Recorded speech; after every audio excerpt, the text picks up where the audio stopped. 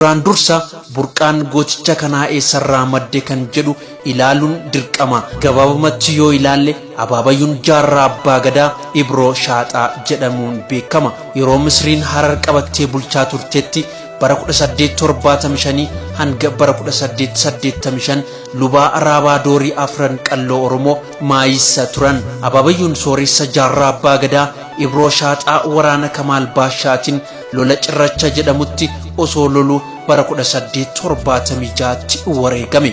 Akaakayyuun isaa Hamiid Ibroo ammoo bara 1887 sababa Minilik summii bunaan obaaseef akka du'e ni himama. Abbaan isaa Ibraahim Hamiid sirna mootummaa nafxanyaa odoo balaaleffatuu fi odoo mormuu bara 1986tti addunyaa kanarraa boqate. Seenaa Abaabayyuu jaarraa abbaa gadaa fi akaakayyuu isaa egaa hammana dubbanne gama seenaa jaarraa abbaa gadaatti haa deebinu. Kaniin keessa dabre hundi qileena taateen keessaa cobte akkaan gartee duubagaa if wareegu kadi qaabsoo godhutti naqaaf.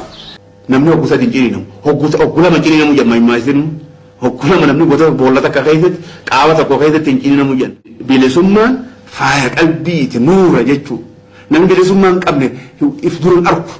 Jaarraa abbaa gadaan abbaa isaa Ibraahim Hamiidii fi haadha isaa Aadde Moominaa Eboorraa bara 1936 baha Oromiyaa Koonyaa Gaara Mul'ataa Baddaa Kurfaa Caalee waldaa Raamis ganda Mudir Gooroo jedhamtutti dhalate.